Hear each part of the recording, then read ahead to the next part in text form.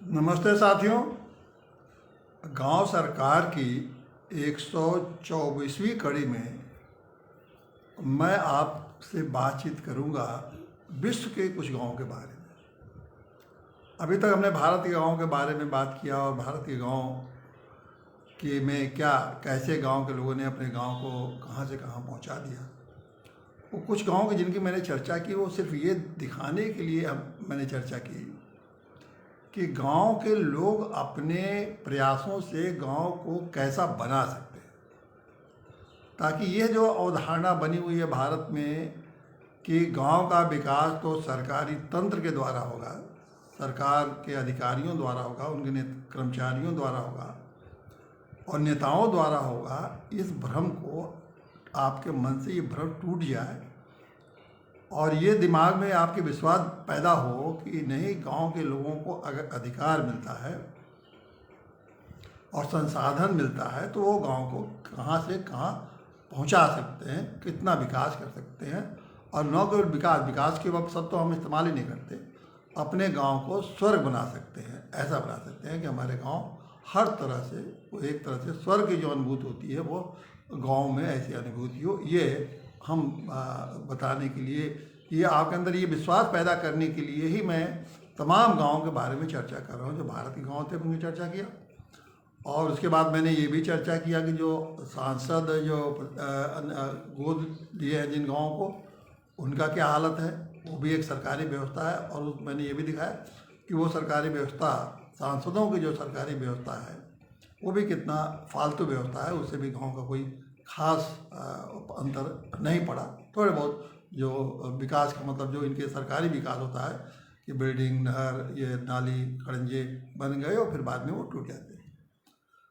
इसी श्रृंखला में मैं अब थोड़ा सा दुनिया में जो गांव हैं उनके बारे में, कुछ गांवों के बारे में चर्चा करूंगा ताकि आप समझ लें कि केवल भारत में नहीं, दुनिया में भी किस तरह से लोग अपने को विकसित कर रहे हैं। उससे भी हमको समझना चाहिए कि गांव के लोगों के अंदर वो आत्मगौरव की अनुभूति होना चाहिए कि दुनिया के लोग अगर ऐसा कर सकते हैं तो भारत के लोग क्यों नहीं कर सकते। तो आज इस श्रृंखला में हम आप शुरुआत करेंगे चीन के गांव से। अब मैंने सबसे पहले चीन का क्यों चुना, क्योंकि आप बहुत सारे लोगों को तो मालूम है लेकिन बहुतों को नहीं पता है, क्योंकि चीन एक 1949 में चीन में कम्युनिस्ट सरकार आ गई। तो जब से 1949 में चीन में कम्युनिस्ट सरकार आई, उसके बाद से चीन का जो आना जाना, चीन में जाना और उनकी बातों को जानना समझना वो बड़ा मुश्किल हो गया। तो इसलिए वो एक तरह से चीन अपने आप में एक रहस्य बन गया कि वहाँ क्या हो रहा है, कैसे हो रहा है, कैसे विकास हो रहा है।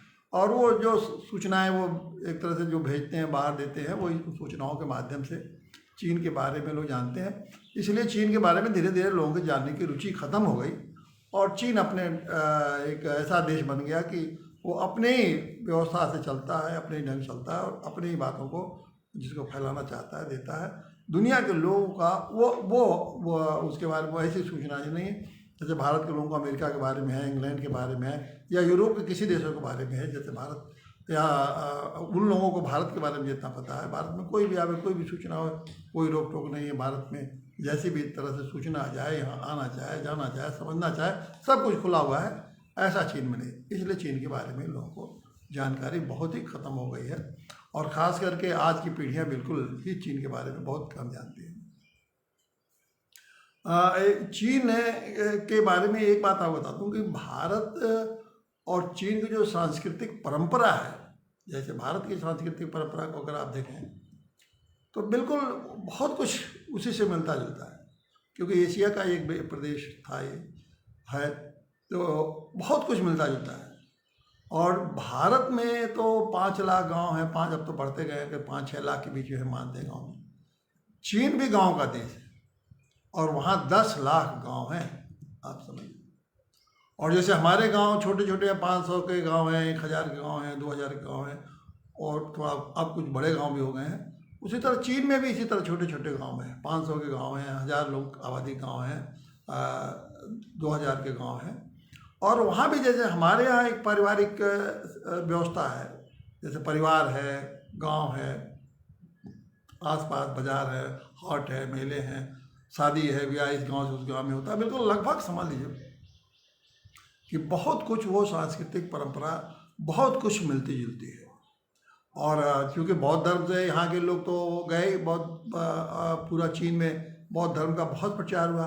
तो बौद्ध धर्म जब गया तो समझ लीजिए कि भारत की संस्कृति भी तो लेके गया, धर्म के साथ साथ संस्कृति भी लेके गया। तो बहुत कुछ लोग, वो लोग भारतीय संस्कृति के बहुत चीज़ें उन्होंने सीखा। और वहाँ से ह्वेनसांग तो आप जानते ही हैं कि 10वीं शताब्दी में के आसपास वो आए थे। तो ह्वेनसांग आगे भारत की बहुत सारी चीज़ें उन्होंने लिखा और जाके अपने देश में बताया कि वहाँ भारत ही है। तो बहुत चीज़ें एक जैसे मिलती है। तो क्यों मैं उन सारी बातों में नहीं जाऊँगा, हम वहाँ गाँव की जो चर्चा करूँगा इस समय तो हमें उनके गाँव के बारे में चर्चा करनी है। तो गांव भी उनके ही जैसे हमारे यहाँ के गांव हैं, लगभग उनके गांव हैं। और कृषि आधारित है उनका भी गांव, सभी गांव कृषि आधारित है। जब कम्युनिस्ट पार्टी 1949 में सत्ताली माओ सेतुंग ने क्रांति करके सत्ता संभाली, तो उसके बाद से वहाँ एक तरह से सांस्कृतिक और धार्मिक चीज़ों पर उन्होंने एक हमला किया कि ये बेकार चीज़ें हैं, हम उसको पार्टी के माध्यम से, सरकार के माध्यम से चीज़ों को बदलाव करेंगे। और सरकार के माध्यम से उन्होंने कहा कि बस सरकार रहेगी और सरकार ही सब कुछ लोगों के जीवन शैली को देखेगी, उनकी ज़रूरत के हिसाब से उनको विकास करेगी और जो संसाधन होंगे वो सरकार के माध्यम से दिए जाएंगे। देखिए, कम्युनिस्ट शासन ये मानती है कि जो सरकार है वही सब कुछ है और सरकार ही जो विकास करेगी वही उसी ढंग से विकास किया जाएगा। ये कम्युनिस्टों का मानना है। हालांकि जहाँ भी कम्युनिस्टों ने ये कोशिश की इस तरह के विकास करने की, तो उसका परिणाम ये हुआ कि जब आप कहेंगे कि आपके अंदर सरकार है और सरकारी सब कुछ करेगी, तो सत्ता का केंद्रीकरण हो जाता है। और जब सत्ता का केंद्रीकरण जब हो जाता है तो आप जानते हैं कि सत्ता के केंद्रीकरण में जो सत्ता के इर्द गिर्द एक जो घेरा बनता जाता है, पहले छोटा घेरा बनता है, फिर बड़ा घेरा बनता है, फिर और बड़ा घेरा बनता है, फिर और बड़ा घेरा बनता है, और उसी घेरे में एक राजा बैठ जाता है और उसी घेरे के अंदर समझता है कि यही सारा व्यवस्था है और ये सब व्यवस्था उसको सभी घेरे के अंदर चूँकि राजा बैठा रहता है तो उसको समझाते हैं कि सब यही बिल्कुल ठीक चल रहा है, बाकी तो वो हरदम यही कहते हैं बहुत अच्छा चल रहा है, और वही सुनता है, उन्हीं के आँखों से देखता है, उन्हीं के आवाज़ सुनता है और सब समझता है कि सब बहुत अच्छा चल रहा है। तो ये, और उनकी जो सोच है वही समझता है कि पूरे देश के लोग सोचते हैं, वो ये समझता है उस जो सत्ता में बैठा है, सरकार में जो लोग बैठे हैं समझते हैं, जो वो सोचते हैं वही सबके लिए भले के लिए है। बाकी आप क्या सोचते हैं, आपकी भलाई किस में, आपकी चिंतन क्या है, आपकी क्रिएटिविटी कितनी है, आपके सृजन में आपकी क्या क्षमता है, ये वो कुछ बहुत कुछ उन समझते हैं, ये सब बकवास है, इसकी जरूरत नहीं है। बस हम सत्ता में बैठे लोग जो सोचते हैं वो ठीक है। और उनके दिमाग में ये आता है कि अगर खाना, कपड़ा, रोटी अगर मिल रहा है और मकान मिल गया तो बस ये इनकी ज़रूरतें पूरी हो रही है, इससे ज़्यादा उन्हें ज़रूरत सोचने की जरूरत नहीं है। ये बिल्कुल ही समझ लीजिए अव्यवहारिक, अकल्पनीय और जो प्रकृति के विपरीत और पूरे मानव का जीवन है, मानव का जो सृजन है उसके बिल्कुल विपरीत धारणा है, जिसको कि आप लागू करना चाहते हैं। इसीलिए कम्युनिस्ट सिस्टम जहाँ भी आई वो धीरे धीरे सत्ता के बल पर, जब तक सत्ता मजबूत रही तब तक चलती रही, जैसे जैसे सत्ता कमजोर होती गई वो धीरे धीरे बिखरती चली गई, क्योंकि वो चल नहीं सकता। भारत में ये व्यवस्था भी आई, कुछ राज्यों में आई, लेकिन वो नहीं चल पाई। और धीरे धीरे आप देख रहे हैं कम्युनिस्ट सिस्टम को, जो कम्युनिस्ट सिस्टम को मोटे में जानिए कि सरकार ही सब कुछ है और सरकार के केंद्र में बैठा जो शासन करता है उसी की सोच ही सही सोच है, बाकी लोग का सोच बकवास। तो यही कम्युनिज्म, हम सामान्य भाषा पर, हम उसकी व्याख्या नहीं कर रहे हैं, परिभाषित नहीं कर रहे, जो उसका प्रभाव है वो बता रहे हैं कि कम्युनिस्ट का मतलब यही होता है। तो ये भारत में नहीं चल पाई। देखिए, भारत में एक बहुत प्राचीन देश है और तमाम व्यवस्थाओं को समझते उसको हासिल करते, उसको मिलाते, उसकी व्याख्या करते हुए भारत देश आगे आगे बढ़ रहा है। इसमें बहुत विकृतियाँ आई और विकृतियाँ अब भी विद्यमान हैं, विकृतियाँ आती भी रहती हैं। लेकिन भारत को आप किसी चीन भले ग्रामीण क्षेत्र है, लेकिन भारत चीन के गांव भारत के गांव में आप मूलभूत आप अंतर देखेंगे। हम उन चीज़ों में बहुत विस्तार से नहीं जाना चाहते हैं, लेकिन चूँकि चीन में भी ग्रामीण व्यवस्था है, और जैसे यहाँ पंचायती व्यवस्था है, वहाँ भी चीन में भी पंचायती व्यवस्था मत कहिए, वहाँ भी गांव का एक प्रधान चुना जाता है, चुनाव सारे गांव का, जैसे यहाँ गांव प्रधान चुना जाता है, वहाँ भी एक गांव प्रधान चुना जाता है। और लेकिन वहाँ का जो कम्युनिस्ट पार्टी है, कम्युनिस्ट पार्टी गांव से लेके और केंद्र तक अपने एक ही पार्टी है। जैसे यहाँ कई पार्टियों के एमएलए जीत जाते हैं, ऐसी व्यवस्था नहीं है। वहाँ एक ही पार्टी है, एक ही पार्टी के लोग चुनाव लड़ते हैं और उसी में से वो लोग चुनाव जीत के आते हैं, और उन्हीं को किसी ग्रामीण लेवल पर, किसी को ब्लॉक स्तर पर या जिले स्तर पर, प्रदेश स्तर पर जिम्मेदारी दी जाती है। वही धीरे धीरे बढ़ते हुए प्रधानमंत्री, राष्ट्रपति या प्रधानमंत्री तक पहुँचते हैं लोग, उन्हीं लोगों को। ये व्यवस्था उनकी पार्टी का। वहाँ भी गांव में प्रधान चुने जाते हैं, लेकिन जो गांव के लिए जो एक अधिकारी है, वो पार्टी का जो पार्टी है उस क्षेत्र में, उस गांव के स्तर पर जो कम्युनिस्ट पार्टी है, उसका जो सचिव है वो जो चुना जाएगा। प्रशासन, गांव का प्रशासन एक तरह से उसी के हाथ में है, जो कुछ वो कहेगा उसी हिसाब से गांव चलेगा। तो आप ऐसे समझ लीजिए, मोटे मोटे ये प्रधान चुन लिए गए, और जैसे यहाँ का सचिव है सरकारी कर्मचारी, तो सरकारी कर्मचारी है, पार्टी का था वो सचिव, वहाँ भी सचिव है, लेकिन वो पार्टी का सचिव, कम्युनिस्ट पार्टी। तो कम्युनिस्ट पार्टी के लोग ही वहाँ बड़े बड़े पदों पर रहते हैं। तो एक समझ लीजिए कि वहाँ जो है कम्युनिस्ट पार्टी का जो सदस्य है, सचिव चुना जाएगा सदस्य, वो गांव का सचिव हुआ, और वो गांव का सचिव ही मुख्य। यहाँ का गांव सचिव प्रधान का अधीन है, लेकिन वहाँ प्रधान चुन तो लिए गए, उनकी कमेटी भी बन ली गई, ग्राम परिषद ही बन जाता है, ग्राम परिषद भी होता है। तो ग्राम परिषद बन गया, ग्राम प्रधान बन गया, लेकिन वो जो चुना हुआ सचिव है उसी के ही, वो गाँव का वही एडमिनिस्ट्रेटर कहिए या अफसर कहिए, गांव कोई अफसर है, और इस हिसाब से इन लोगों को काम करना है। ये वहाँ की ग्रामीण व्यवस्था। तो बिल्कुल करीब करीब आप एकदम से तो मिल नहीं सकता, लेकिन वहाँ भी ग्राम पंचायती व्यवस्था एक तरह से है और उस तरह से। अब ये देखिए, जिस गांव की हम चर्चा करने जा रहे हैं आपसे, यह गांव का नाम है हुआजी, हुआजी, और ये गांव संघाई है, उनका बहुत बड़ा। संघाई को आपने कुछ लोगों ने सुना होगा। संघाई उन चीन का बहुत बड़ा इंडस्ट्रियल एरिया है, और वहाँ उद्योग, चीन में सबसे बड़ा औद्योगिक केंद्र है संघाई। वहाँ से करीब 135 किलोमीटर दूर है ये गांव बसा हुआ है। और इसका जो शहर का नाम है, इन हुआजी गांव का, जो जिस शहर के आसपास है ये जियानगिन शहर है, उसके पास में ये गांव स्थित है।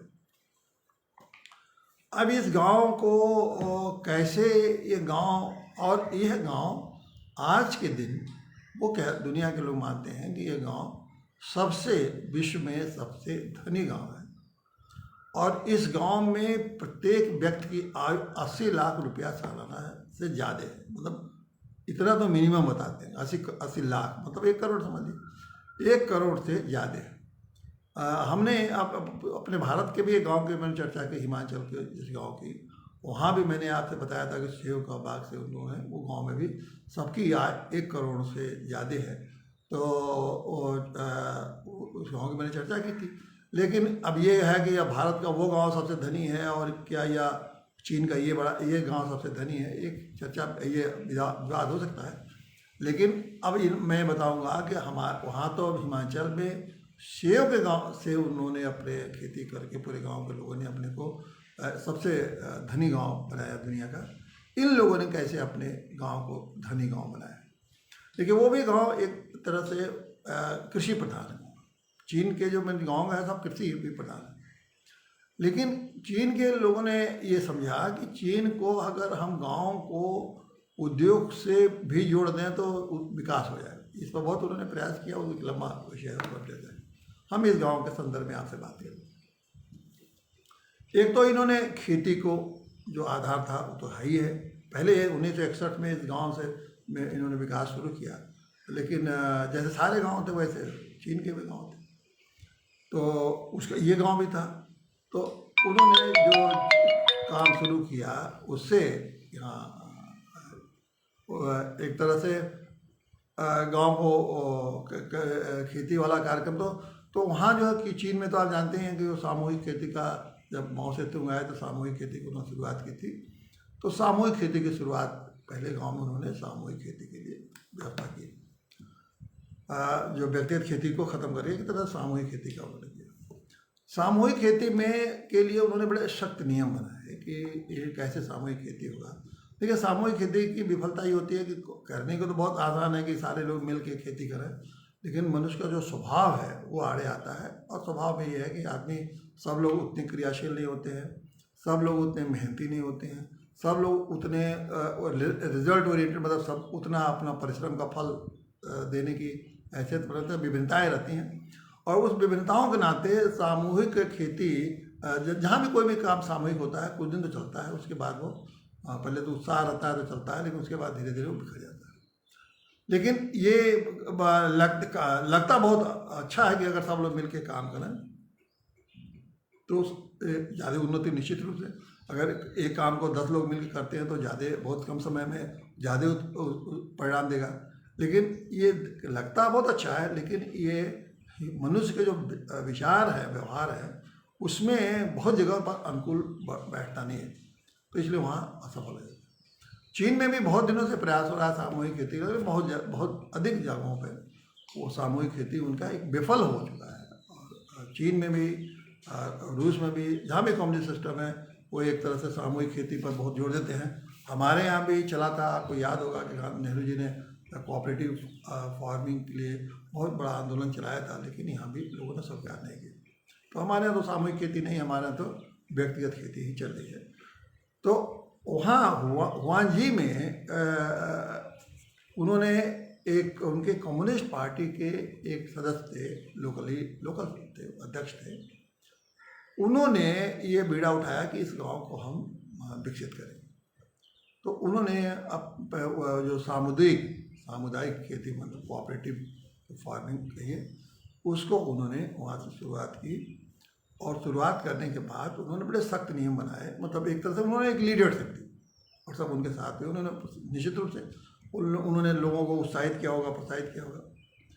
तो उन्होंने उनके उत्साह से और उनके लीडरशिप से कहिए लोग जुड़े और सामुदायिक खेती को उन्होंने मजबूती से किया।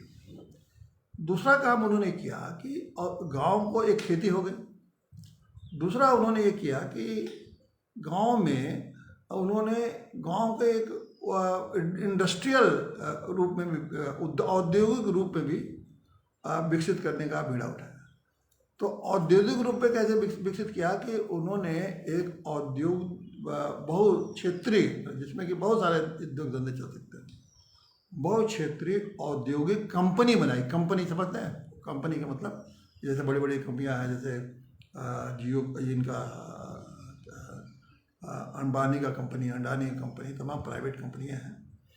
उसी तरह उन्होंने गांव में ही गांव के लोगों एक कंपनी बनाई और गांव के सारे जितने भी सदस्य थे परिवार के लोग, करीब 2000 लोगों को उन्होंने उस कंपनी का शेयर दिया। अब इसको जरा समझिए कि ये सिर्फ गांव के ही लोग कर रहे हैं। अब आप समझते हैं कंपनी में बड़े बड़े पढ़े लिखे होने चाहिए, बड़े विद्वान होने चाहिए, बड़े स्किल्ड होने चाहिए, ये हुआ, देखिए ऐसा नहीं है। उन्होंने अपने गांव के रहने वालों की ही एक कंपनी बनाई और उनको सबको शेयर दिया। ओके, और इस कंपनी से बहुत सारे धंधे उन्होंने शुरू किया।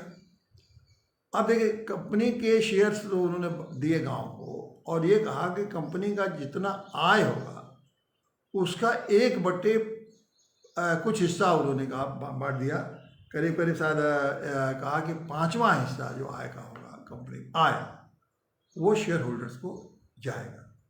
तो उन्होंने जो भी शेयर होल्डर्स हैं उनको, जब कंपनी फ़ायदे में होगी तो उनके 5वां हिस्सा कंपनी के फ़ायदे का 1/5 हिस्सा उनको मिलने देगा।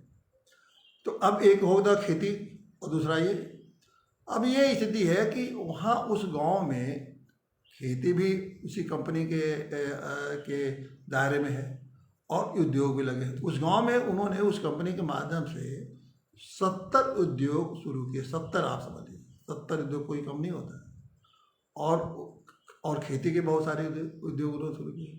वहाँ स्टील का उद्योग लगाया, सिल्क का उद्योग लगाया, चिप्स बनाने का उद्योग लगाया। इस तरह छोटे मोटे उन्होंने, और यहाँ तक कि कंपनी के माध्यम से वो जहाज खरीद के जहाज भी चलाते हैं। अब उस कंपनी की एसेट, जो गांव की कंपनी है, उस गांव की कंपनी के एसेट आज के दिन में 64,000 करोड़ रुपया है। आप ये समझ लीजिए, गांव की कंपनी 64,000 करोड़ का एसेट है। टर्नओवर दिया, एसेट नहीं, उसका टर्नओवर 64,000 करोड़।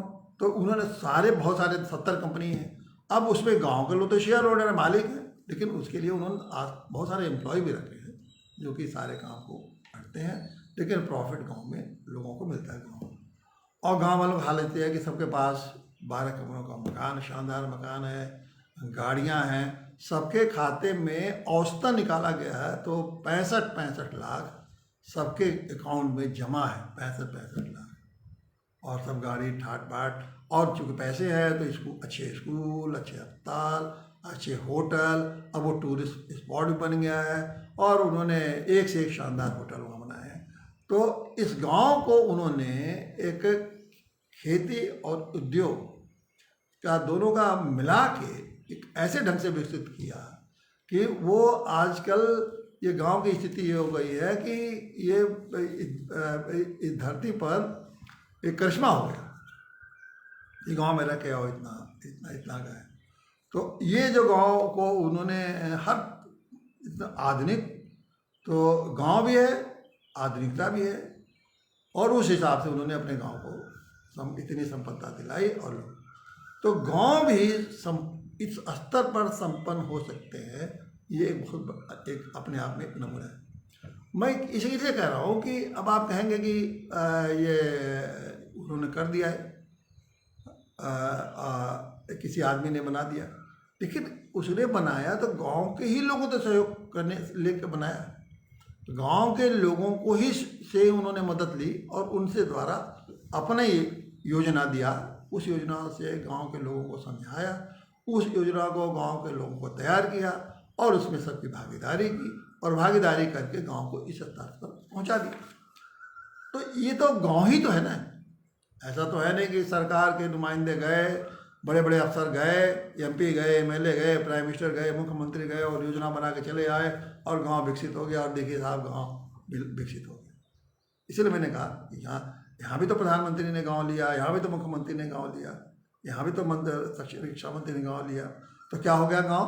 कौन सा वहाँ के लोगों की आय बढ़ गई? लोगों की आय जो थी वो करोड़ों, लाखों में, हज़ारों में पहुँच गई। हज़ारों में तो पहुँचे, लाख की बात छोड़िए, हज़ारों तक भी नहीं पहुँच पाई उन लोगों की आय। चाहे प्रधानमंत्री का गाँव हो, चाहे मुख्यमंत्री का गाँव, किसी गाँव के तो आय तो बढ़ी नहीं। हाँ, बिल्डिंगें खड़ी हो गई, लेकिन आय तो उनकी जिंदगी के में तो कोई सुधार हुआ नहीं ना। जिंदगी के स्तर में तो कोई सुधार तो हुआ नहीं। न बड़े उनके अपने बड़े मकान बने, न उनके पास अच्छी सुविधाएं मिली अस्पताल की, न इस बच्चों को अच्छे स्कूल मिले, न होटल मिले, न उनके पास कारें मिली। इस गांव में तो सबके पास सब बड़ी बड़ी मर्सिडीज कारें और ये है। अब आप समझ लीजिए कि जिसकी करोड़ रुपया सालाना इनकम होगी तो उसको कुछ भी, वो जो भी पसंद करेगा, जो भी चाहेगा, उसको अपने गांव में रखेगा। और सभी उनके शेयर होल्डर के पास ऐसी इनकम है। कोई और लोगों को जिनके पास ज़्यादा शेयर होगी, उनके पास ज़्यादा इनकम होगी। तो ये जो गांव का ये जो बना, यही मैं बताना का मेरा उद्देश्य है कि गांव के लोग ऐसा कर सकते हैं। अब ये कि कैसे कर सकते हैं वो एक अलग बात है। हम अभी तो मैं उस पर जा ही नहीं रहा हूँ। हम तो खाली ये कहना चाहते हैं कि आप ग्रामीण लोगों के मन में जो ये भाव है, जो हीन भावना से ग्रस्त, हीन भावना जिसको कहते हैं, कि हमको मुफ्त में राशन मिलेगा, मुफ्त में मकान मिलेगा, मुफ्त में लैट्रिन मिलेगा, मुफ्त में गैस मिलेगा, तभी हमारी ज़िंदगी चलेगी।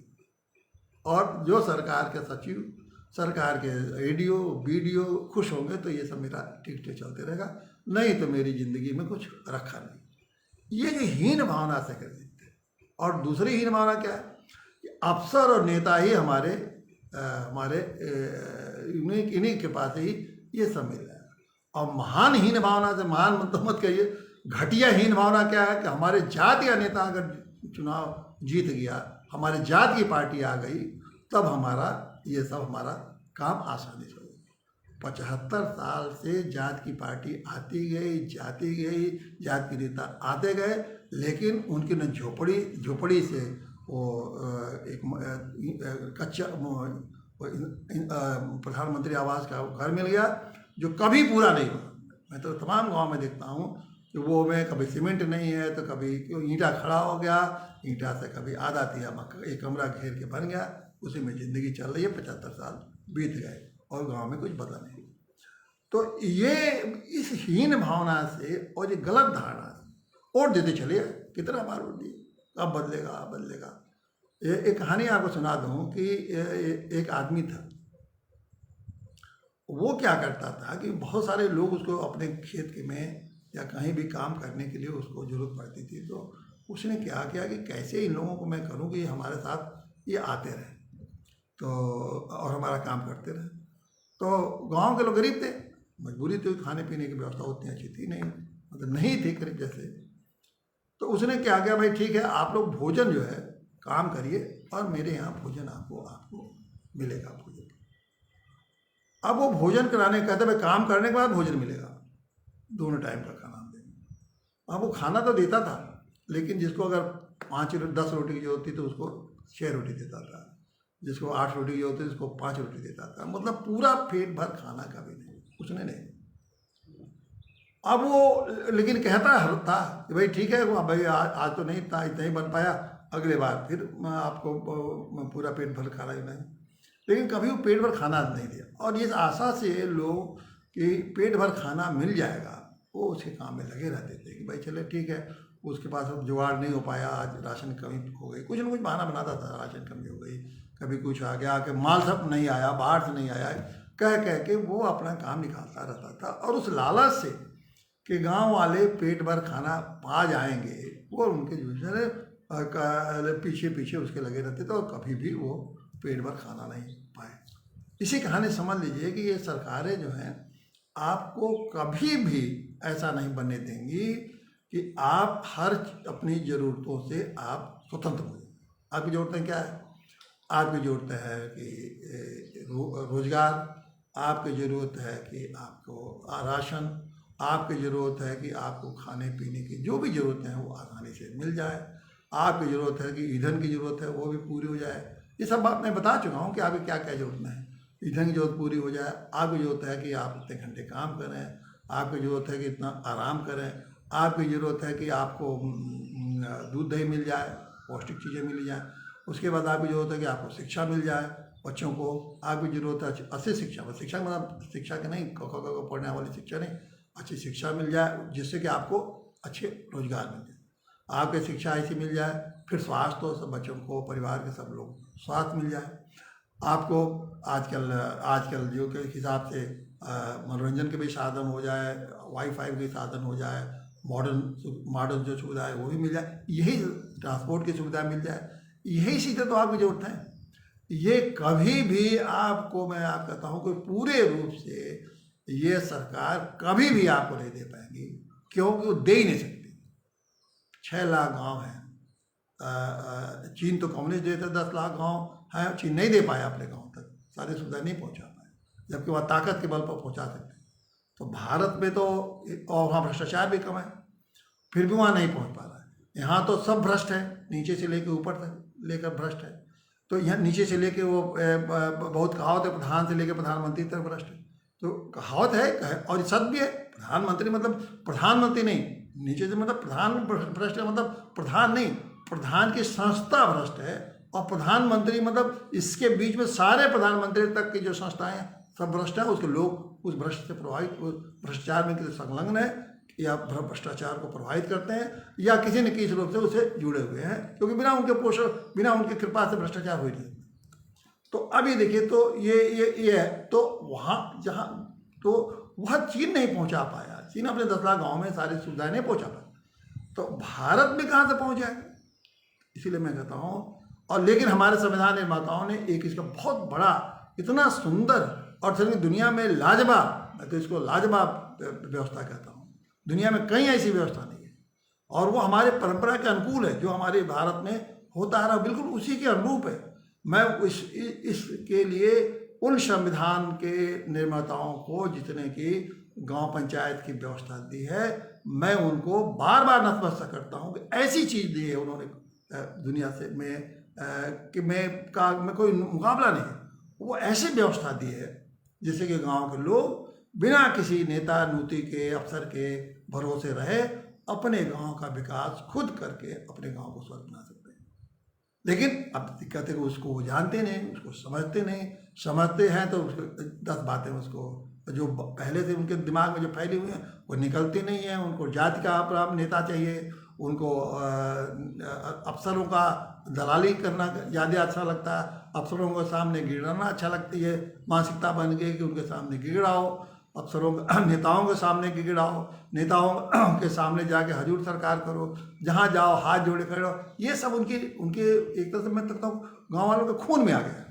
और 2-4 जिसके खून में नहीं आया वो दबंगाई और गुंडई में उतारू हो गया कि चलो इनको तो नहीं मिला, हम तो गुंडई दबंगाई और दलाली और बेईमानी से हासिल कर लेते हैं। तो जो दबंगाई गुंडई दलाली से हासिल करते हैं तो आप समझते हैं कि ये तो इसी व्यवस्था में बढ़ रहा है। वो इसलिए नहीं बढ़ रहा, वो दबंगाई गुंडई में बढ़ रहा है और बाकी आदमी जेल जाता है, पीटा जाता है, मारा जाता है, फिर उसकी ज़िंदगी और उसका परिवार भी उसी तरह नष्ट हो जाता है। लेकिन एक ही व्यवस्था है, मैं बात कहूँगा कि जो गांव पंचायत की व्यवस्था है, जिसको मैं गांव सरकार करता हूँ, अगर सही मामले में जो हमारे संविधान निर्माताओं ने इसको लागू किया कर दे जैसा बनाया है, उसको सही मामले में लागू कर जाए तो आप देखिएगा धीरे धीरे, हम नहीं कहते हैं एक दिन, धीरे धीरे जैसे गांव के लोग अपना जिम्मेदारी का अनुभव करेंगे, जिम्मेदारी के साथ धीरे धीरे चीज़ों को सीखेंगे और धीरे धीरे चीज़ों को सीखेंगे, समझेंगे, उसको लागू करेंगे, देखिए गाँव स्वर्ग पुनर्जीवित सारे गांव हो जाएंगे। ये कोई बड़ी बात नहीं है और ये कोई असंभव नहीं। मैं बार बार दिखा रहा हूँ कि दुनिया के लोग अगर कुछ करके दिखा सकते हैं। अगर चीन के गांव के लोगों ने किसी एक व्यक्ति के प्रेरणा से पाकर ऐसा कर दिखाया है कि अपने गांव की कंपनी उनकी हवाई जहाज की कंपनी चला रही है, तो गांव के लोग क्या 2-4 फैक्ट्री अपने गांव में लगा के चला नहीं सकते हैं? गांव के लोग ऐसा नहीं कर सकते हैं क्या? बहुत कुछ कर सकते हैं, बता चुके हैं एक एक विभाग का कि एक एक विभाग में क्या क्या हो सकता है। लेकिन उनकी तो मानसिकता आपने दूसरी बनाई, उनकी मानसिकता तो गुलामी से भी बदतर मानसिकता है, गुलामी से भी बदतर मानसिकता बना दी, हीन भावना से करता। अब हीन भावना कैसे निकलेगा? इसीलिए मैं ये कोशिश पूरी बात लगातार कर रहा हूँ कि आपके अंदर से हीन भावना जिस दिन निकल जाएगी, आप समझ जाएंगे कि हम लोग कुछ भी कर सकते हैं। और बताइए कितना उस दिन गौरवशाली होगा कि सब गाँव के लोग जो जात की बात करते हैं, बार बार जात की बात करते हैं, अगड़े पिछड़े ये वो बड़ा। जिस दिन गांव के लोग, जो पूरे गांव के लोग एक साथ बैठ के फैसला लेंगे, उसमें कहाँ अगड़े पिछड़े दलित आ रहा है? जिस दिन पूरी गांव पंचायत बैठ के सारे फैसले वो काम करते, तो उसमें कहाँ अगड़े पिछड़े दलित आएगा? लेकिन वो नहीं सोचेंगे कि कैसे हम सारे लोग बैठ के एक साथ फैसला कर रहे हैं। एक पंप लगाना है तो सारे लोग अगर एक साथ फैसला करेंगे तो उसमें कहाँ आ रहा है अगड़े पिछड़े? ये नहीं सोचे। बस ये है कि पंप आ गया, पंप लगाना है तो भैया पंडित जी लोग अपना लगवाना है, और की राजनीति चलने लगेगी, दलितों की अलग राजनीति चलने लगेगी। उस पर दलाल नेता जो नेताओं के दलाल हैं, देखिए नेताओं के दलालों की भी बड़ी संख्या है। एक छोटा दलाल नेता, एक बड़ा दलाल, MP तक दलाल है, अलग अलग स्तर है। पहले गांव का एक दलाल है तो गांव स्तर पर दलाली करेगा, विधायक दलाल है तो विधायक स्तर पर, प्रदेश स्तर पर दलाली करेगा, MP दलाल है तो राष्ट्र स्तर पर दलाल करेगा, उसे बड़ा दलाल है तो बड़ी बड़ी कंपनियों का वो दलाली करता रहता है। तो सब दलाली में लगे हुए, और इन दलाली से तो जो खुद ही दलाली करे तो आपको क्या मुक्ति दिलाएंगे? तो गांव के लोग इन चीज़ों को अगर समझ लेंगे तो वो अपने फैसले अपनी ज़रूरतों के हिसाब से फैसले करेंगे, एक एक पैसे का हिसाब रखेंगे, एक एक लोग श्रम करेंगे और गांव के इस संकल्प करेंगे कि हम इस गांव को स्वर्ग बनाना है। देखिए गांव को स्वर्ग बनाना, और हर गांव को एकजुट कैसे हो सकती है? आप बताइए, एक गांव जो है जंगल के बीच में है, जंगल के बीच में लोग जो गांव के रहने वाले लोग हैं वो चाहते हैं कि जंगल में कोई मोटरसाइकिल मोटर रात में ना आवे। क्यों? क्योंकि पशु जो है, जानवर जो है डिस्टर्ब हो जाते हैं, उनकी नींद हराम होगी, और नींद हराम होगी तो उनके स्वास्थ्य पर असर पड़ेगा और वो आक्रामक हो जाएगा। तो उनको जो तो गाड़ी तो जो भी नियम बनाएंगे गांव वाले, कहेंगे भाई 5 किलोमीटर गांव के बाहर ही, गांव के 5 किलोमीटर बाहर, जंगल के बाहर ही गाड़ी खड़ा करिए, जंगल में गाड़ी नहीं आने देंगे। उनकी ये ज़रूरत है, नियम बना देंगे। लेकिन सरकार आज तो सरकारी कभी ऐसा नियम बनाने नहीं, वो कहे हमारी गाड़ी है भाई हम ये ले जाएंगे, आपसे कौन रोकने वाले होते हैं। अब आपने ये कभी सोचा कि गांव में आपके पशुपालन होता है, सबके पास भैंस है, गाय है, ये है वो, रात में बड़ा बड़ा मोटरसाइकिल लेके चले आए, रात में गाड़ी लेके 12 बजे चले आए, रात में टेम्पो वाले लेके चले आए, और क्या होता है मैंने आंखों से देखा है, गाय खड़ी है, आराम बैठी हैं, बैल आराम बैठे हैं, भैंस आराम बैठे हैं, आ गया टेम्पो वाला खड़ा खड़ा करे, वो सब उठ जाते हैं। अब उनकी नींद तो गई, जानवरों की नींद तो टूट गई। अब जान सब अब सवेरे आप दूध दूने पहुंच गए। अब वो आज गाय सोई नहीं रात भर, भैंस सोई नहीं, वो टेम्पो वाले ने आके सबको डिस्टर्ब कर दिया, और उसके बाद आप चलेंगे गाय तो दूध ही नहीं दे रही है, और उसकी ज़िंदगी को आपको परवाह नहीं है। अपने टेम्पो वाला का सुविधा का परवाह है, लेकिन पशुओं के ज़िंदगी का परवाह नहीं, क्योंकि आपको ज्ञान नहीं कि पशुओं को भी रात में सोना है, सवेरे उठ जाते हैं, उनके भी हमें आवाज़ उनको पसंद नहीं, रात में उनको डिस्टर्बेंस नहीं चाहिए। तो ये नियम तो आप बनाएंगे नहीं कि ये कोई आदमी गांव में लेकर घुसेगा नहीं। और ये विकास के नाम पर ऐसा सड़क बन गई, टेम्पो बन जाए, जब चाहे मोटरसाइकिल लेकर आइए, जब देखे गाड़ी लेकर आइए, जब शादी में आजकल तो गाँव में प्रथा चल गई है कि रात भर निमंत्रण देते रहते हैं सब एक दूसरे शादी के लिए, मेरे शादी में आएगा, 2-2 बजे तक मोटरसाइकिल लेके गाड़ी लेके घूमते रहते हैं, शादी अटेंड करते, तिलक है ना वोट के लिए, कि कहीं किसी के तिलक में जा रहे हैं, किसी के मुंडन में जा रहे हैं, किसी के टुंडन में जा रहे हैं, किसी के फलाना जा रहा है, रात भर सब गांव में घूमते रहते हैं। कोई गांव का सदस्य बना है, कोई क्षेत्र का ब्लॉक जिला परिषद सदस्य बना है, कोई MLA बना है, कोई सब इन समूह काम है, और कोई काम तो विकास के नाम में करते नहीं, यही सब टुंडन मुंडन में चले रहते हैं। तो अपने कभी जाति का भंडारा है, तो कभी पूजा पाठ चल रहा है, तो कभी ये भंडारी वो मतलब दिन भर गांव में डिस्टर्ब है। सारे पशुओं की ज़िंदगी को एक तरह से बर्बाद कर दिया है, वो अशांत हो गए, और इसलिए वो सब न दूध देते हैं, न मेहनत करते हैं। भाई ये उदाहरण मैंने इसीलिए दिया कि ज़रूरतें देखिए आप गांव के लोग समझ सकते हैं, गांव के लोग पर जब रहेगा तो समझ जाएंगे कि गांव के हमारे पशुओं को भी उतनी ही शांति की जरूरत है जितनी हमको शांति। और ये जो दलाल टाइप के नेता जो खाली मुंडन टुंडन फुंडन में वोट के लिए दौड़ते रहते हैं, उनकी जरूरत नहीं है हमें। क्यों हमें जब गाँव की अपनी सरकार होगी तो ये टुंडन मुंडन ये नेताओं ने MLA की आपको जरूरत पड़ेगी ना, क्षेत्र पंचायत सदस्य की जरूरत पड़ेगी ना, क्षेत्र के अध्यक्ष की जरूरत पड़ेगी ना, किसी ADO की जरूरत पड़ेगी ना, BDO की ना, अधिकारी की ना, MLA की ना, मिनिस्टर की जरूरत नहीं पड़ेगी। जब जरूरत नहीं पड़ेगी आप सबको बाहर करेंगे, सब नेता बाहर जाओ, हमारे गाँव में घुसना मत, और अपने गाँव का चलाएंगे, अपने गाँव में सख्त नियम बनाएंगे। तो ये सारी चीज़ें समझने की ज़रूरत है। ये मेरा सिर्फ उद्देश्य होता है कि आपके अंदर से हीन भावना से आप मुक्त हो जाएं, अपनी ज़रूरत को समझें। संविधान ने एक बहुत सुंदर चीज़, बहुत ही आपका इतना बड़ा अधिकार दे रखा है, उसको लागू कराने के लिए तन मन धन से लग जाएं। देखिए गांव स्वर्ग बनेंगे, ये मेरा भरोसा है, मेरा विश्वास है, लेकिन जिस दिन आप जाग जाएंगे। धन्यवाद साहब।